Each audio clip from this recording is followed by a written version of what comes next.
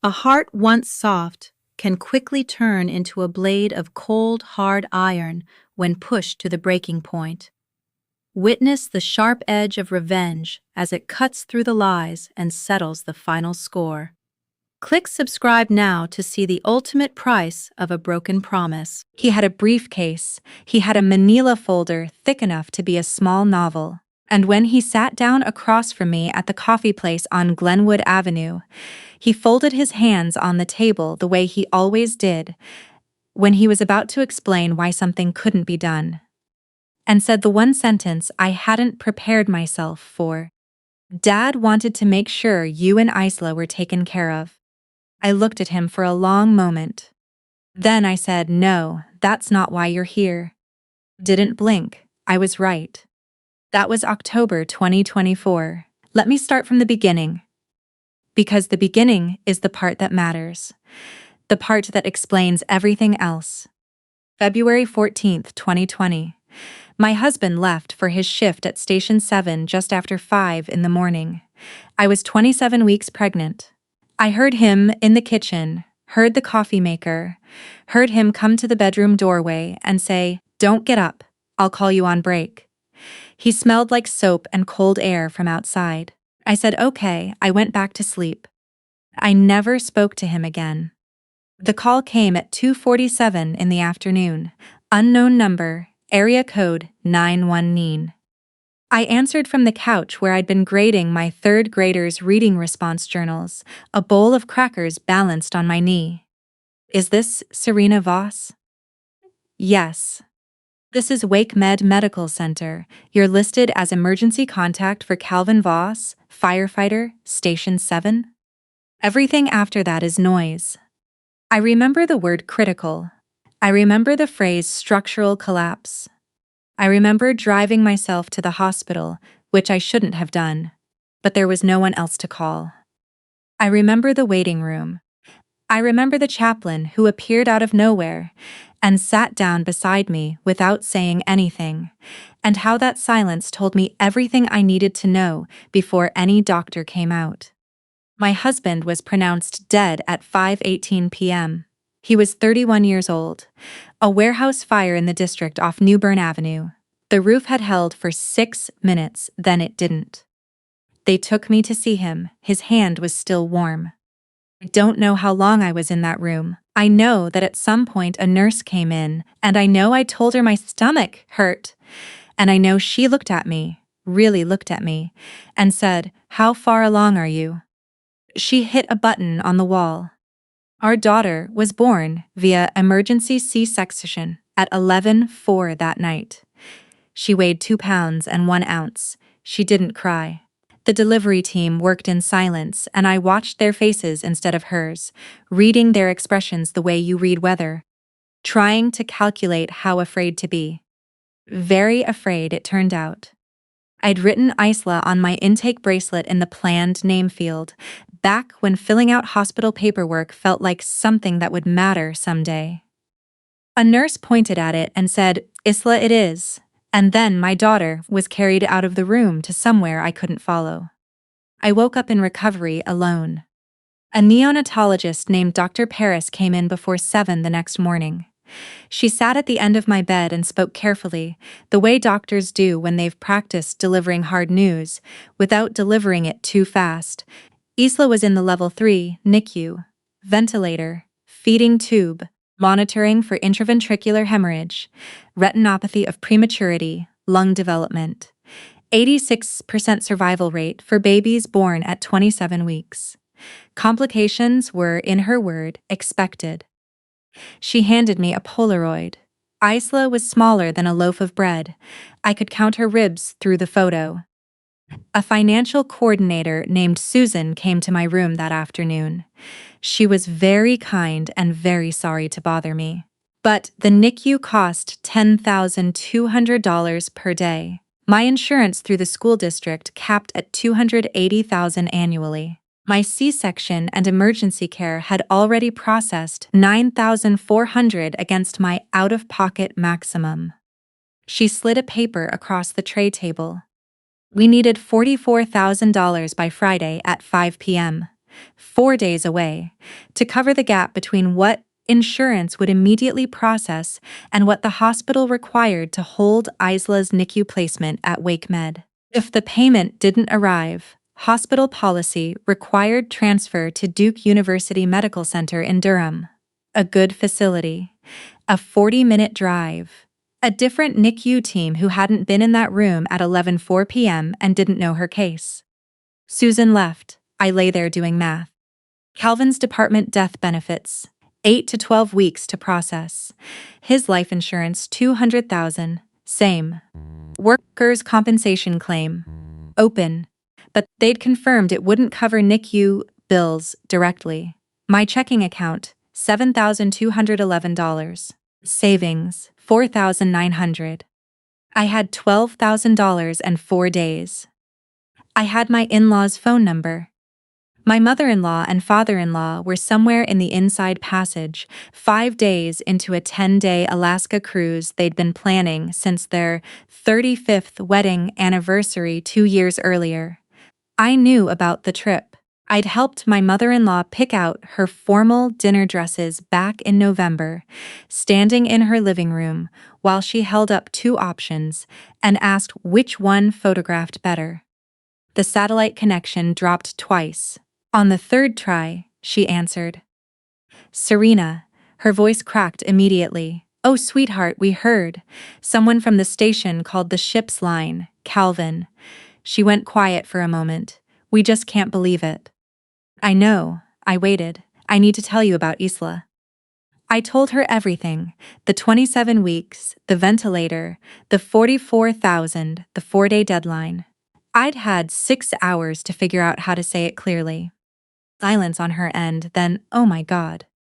I need a loan. I will pay you back the day the life insurance processes. I'll sign a promissory note tonight.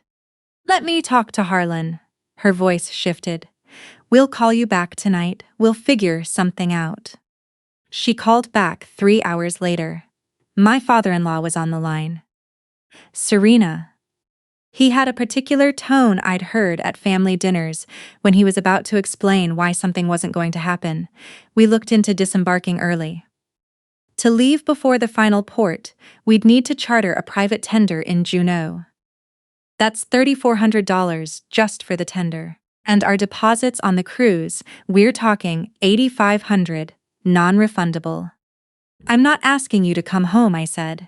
I'm asking for a loan. You have investment accounts. Calvin told me about the Merrill Lynch account. Those carry early withdrawal penalties. Your granddaughter might not survive a transfer to a hospital where no one knows her. A long pause. We'll call Miles, he said. Maybe he can coordinate something. He's closer to you. My brother-in-law called from Boston 30 minutes later. His voice had that particular quality it always had. Efficient, slightly impatient, like he was running the numbers before I finished my sentence. Okay, he said. So here's the situation. Disembarkation plus lost deposits is about $12,000 just to turn them around, and that's still $32,000 short of your number. Even if they cancel everything, they can't solve this.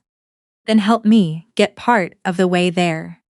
I can do $4,000, but Serena, Duke is excellent. The transfer isn't a death sentence.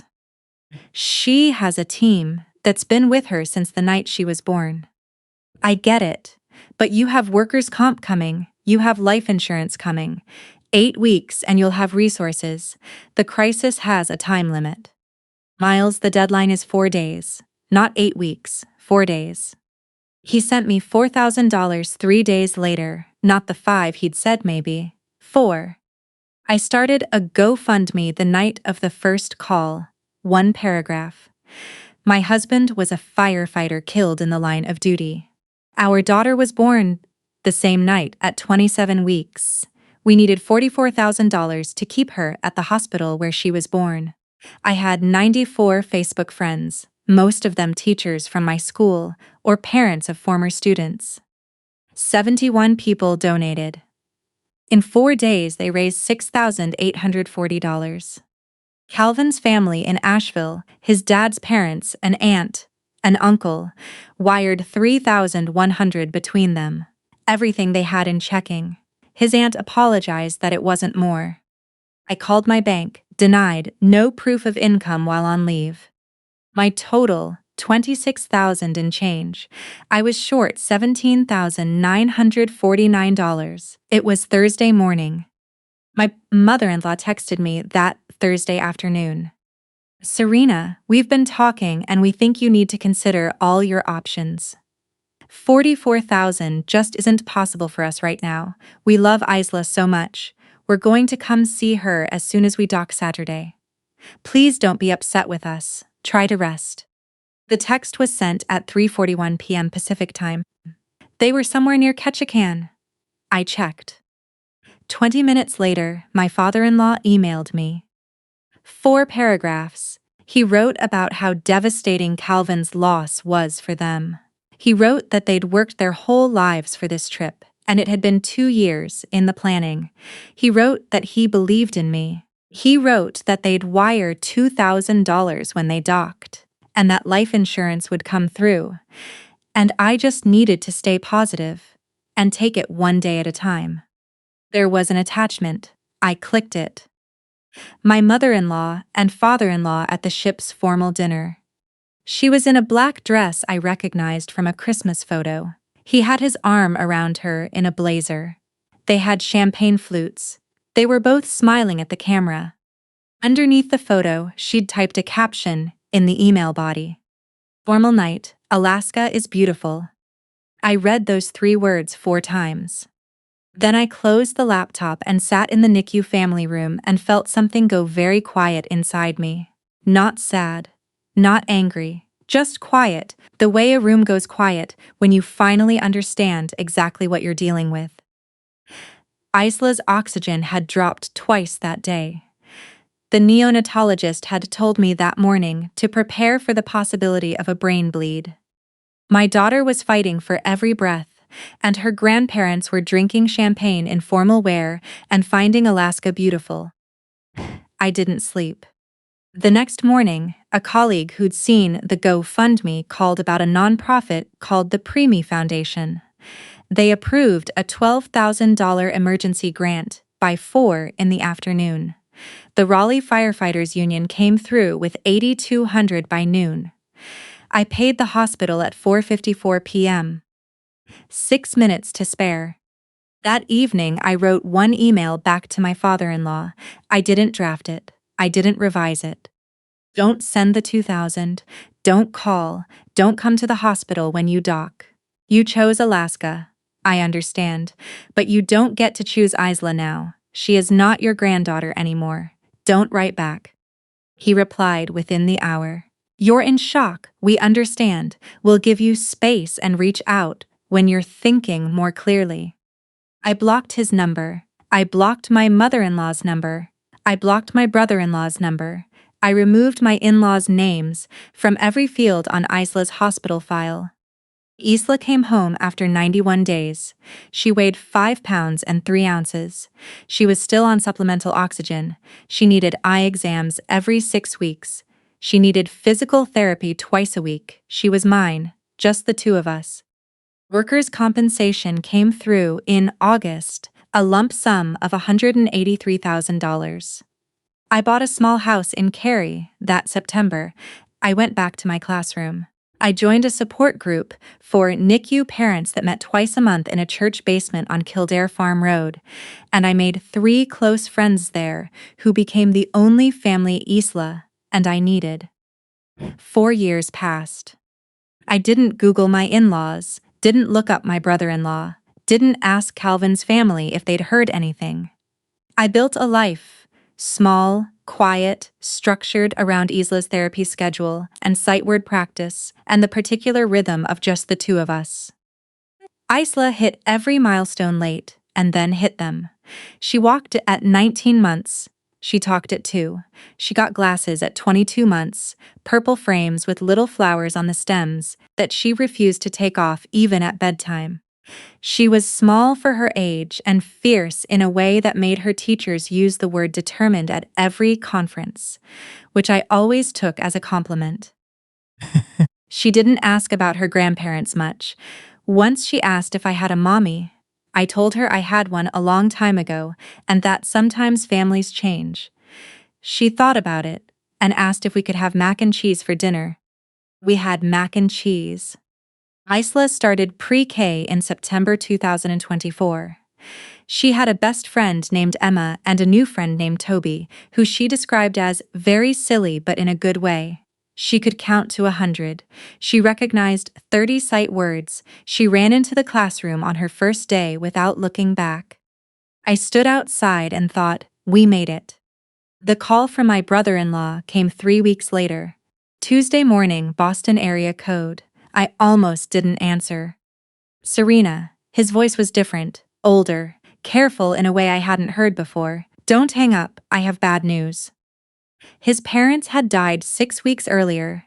They'd been driving home from Hilton Head, a beach trip I hadn't known about, and my father-in-law had some kind of cardiac event on I-95 in South Carolina. The car crossed 2 lanes. They were both gone by the time paramedics arrived. 68 and 66 years old. I waited to feel something. What I felt was a hollow stillness. Not grief exactly. More like standing in a room where the furniture had been rearranged and you can see exactly where everything used to be. Why are you calling me? I asked. Because there's an estate, and because I need to talk to you in person. We met the following week. He put a leather portfolio on the table and opened it before he was fully seated. Total estate, $1.28 million. The house they'd retired into in Cary, $610,000. Investment accounts, $480,000. Savings, $190,000. No will on file with any attorney. Under North Carolina intestate succession law, with 2 surviving children, the estate split 50-50. My legal share, $640,000. He pushed the summary across the table. This is what you're entitled to. I looked at the number, then I looked at him. Why are you here, Miles? If I'm legally entitled to it, what's the conversation? He flipped to the back of the portfolio. It was a will. Last will and testament of Harlan and Gloria Voss, dated May 3, 2020, less than 3 months after Calvin died, notarized, signed by both of them. I read the language. Everything to Miles. A section near the end read, our daughter-in-law Serena Voss is hereby excluded from any claim against this estate. Her estrangement, initiated by her own refusal of reconciliation following the death of our son, reflects a failure of character incompatible with our family's values. I put it down. You found this in the house? Dad's home safe. And you haven't filed it? Not yet. Why not?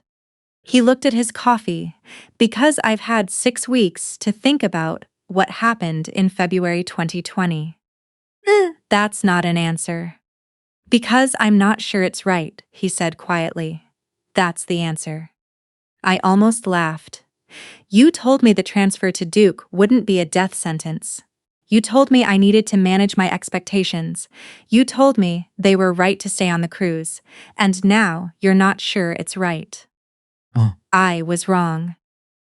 What changed? He turned to another section of the portfolio. An insurance document, Suncoast Mutual Life Insurance Policy. Insured, Harlan Voss. Beneficiary, Miles Harlan Voss, 100%. Death benefit, $350,000. Policy effective date, November 4, 2020. I stared at the date. My workers' comp settlement came through in August 2020, I said. He said nothing. He bought this policy in November. 3 months after I received my settlement, I turned to the application notes. The beneficiary rationale field read, daughter-in-law estranged. Son only remaining heir, ensuring family is preserved for financially responsible heir. I closed the folder. He already had life insurance through his retirement plan. I said slowly. This was supplemental. He bought it 3 months after he knew I had money, to make sure I'd never see any of theirs. I looked at my brother-in-law, and you've already collected the payout. Yes, $63,000 with interest. I sat back. So you have $63,000 from the insurance, and you want $640,000 from the estate. And you need me to sign a waiver so you don't have to fight me in court. That's the meeting. I'm offering you a clean exit. If you sign, you walk away. No fight, no years of litigation, no dragging your family's worst moments into public record. He slid a single page across the table. Waiver of inheritance rights already notarized. If you don't sign, I file the will. You can contest it, but that's $50,000 to $100,000 in legal fees and 2 to 3 years in court. And I'll make sure everyone hears that you cut off a grieving family and refused every attempt at reconciliation. They didn't attempt reconciliation. They sent me a photo of themselves at formal dinner with champagne while Isla was on a ventilator. Then your father bought a life insurance policy specifically designed to route money away from me once he knew I had my own. That's not a family that was reaching out. He didn't answer. I stood up. I'll think about it. I walked out without the waiver. I called a probate attorney that afternoon. I'd looked up her firm during the drive over, 22 years handling estate disputes in Wake County. I told her everything. She listened without interrupting. The insurance policy is the most interesting piece, she said when I finished. If your father-in-law listed beneficiary rationale as family legacy and cited estrangement he caused by refusing emergency assistance, there's a strong argument for material misrepresentation on the application. The insurer may have grounds to void the payout and investigate. She paused. The will we can contest on undue influence. Your brother-in-law was the one telling your in-laws to give you space and take distance, all while they were in acute grief. Timing is relevant too. They executed that will in May 2020, 3 months after Calvin died, while they were emotionally destabilized and being told by their son that you'd acted unreasonably. What are my odds?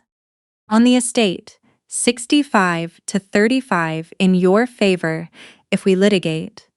The insurance fraud claim is harder to predict, but it materially changes the pressure on your brother-in-law. He doesn't want that claim filed. It affects his inheritance and, given that he works in financial services, his professional standing. I asked about cost and timeline. She gave me honest numbers. I said I'd call back. That night, I sat at Isla's bedside after she fell asleep. She had her purple glasses pushed up on her forehead. She'd refused to put them on the nightstand again. She was 4 years old and she looked exactly like her father when she was sleeping. Same jaw, same way her hands curled loose near her face. I thought about the $44,000 and 6 minutes and champagne glasses and Alaska is beautiful. I thought about the will language, failure of character. The next morning, I called my attorney and told her to file. It wasn't clean after that. The insurance fraud claim went to Suncoast Mutual in November 2024. The probate contest went in the same week. My brother-in-law hired a firm out of Charlotte. There were depositions and document requests, and 2 months of back and forth that cost me $22,000 I pulled from savings I'd rather have kept there. But here's what my brother-in-law didn't expect me to have. I had the call log from February 2020, 41 calls in 4 days, 31 to my in-laws, 10 to Miles. I'd kept it because I didn't know what else to do with it, because deleting it felt like agreeing that none of it happened. I had 19 voicemails still saved on an old phone I'd never wiped. I had the email with the cruise photo, timestamped 6:42 p.m. on February 17th. 6 hours after I'd told my father-in-law that Isla's oxygen was dropping and the doctors were preparing me for the possibility of brain damage. I had his reply, sent at 9:11 p.m. the same night, telling me to stay positive and that life insurance would come through. And I had the insurance policy application, which cited daughter-in-law estranged as the rationale for a supplemental policy purchased 3 months after a workers' comp settlement I'd received privately, which meant my father-in-law had been tracking my financial situation carefully enough to time the policy purchase to a payout he had no way of knowing about unless he'd been paying attention to my finances specifically. Suncoast Mutual opened a formal investigation in January 2025. 6 weeks later, my brother-in-law's attorney called mine. They wanted to settle. We signed the agreement on March 7, 2025. My brother-in-law kept the insurance payout, all $63,000. He received $340,000 from the estate. I received $580,000, and he agreed not to file the will. Without the will in probate, I was entitled to half the estate under intestate law regardless. The contested will became legally irrelevant the moment he accepted the terms. I sat in my attorney's parking lot for a long time after I signed. I didn't feel what I thought I'd feel. It wasn't triumph. It was something quieter. The way a room feels when noise you'd stop noticing finally stops. I put $200,000 into a trust for Isla, education, medical, whatever she needs. I paid off the mortgage. The rest sits in accounts I reviewed once on a Saturday afternoon and then closed the laptop. It's spring now. Isla is 4.5. She's in pre-K with Emma and the very silly Toby. Her glasses are purple. She can read 47 sight words and count to 100, and she likes to announce both of these facts unprompted. She asked me recently why she doesn't have grandparents on her daddy's side. I told her she used to, and that sometimes family changes, and that her daddy loved her before she was even born. She thought about that for a second. Did he know my name? She asked. He picked it, I said. He wanted you to be named Isla because it means island. He thought you'd be someone who stands on your own. She nodded very seriously. I do stand on my own. You really do, I said. We were at the kitchen table, Tuesday morning.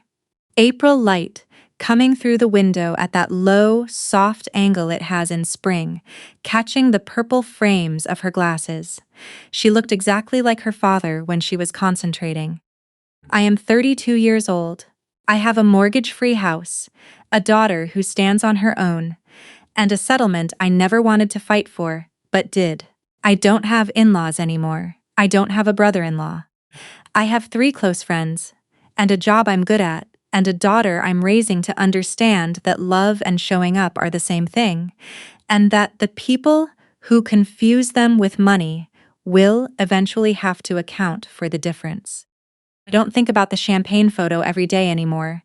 Some days it still comes. The timestamp, the caption, formal night, Alaska is beautiful. I kept every voicemail, every email, every call log. Not because I planned to use them someday. I kept them because letting go of them felt like agreeing to disappear. Like accepting the version of the story where I was the unreasonable one, the difficult one, the daughter-in-law, with a failure of character who cut off a grieving family out of pride. They tried to write me out of their lives with silence. They tried to write me out of the estate with a will. They tried to write me out of the record with a notary stamp and a manila folder, and one rehearsed sentence. I had the original draft, and when it mattered, I knew exactly where to find it.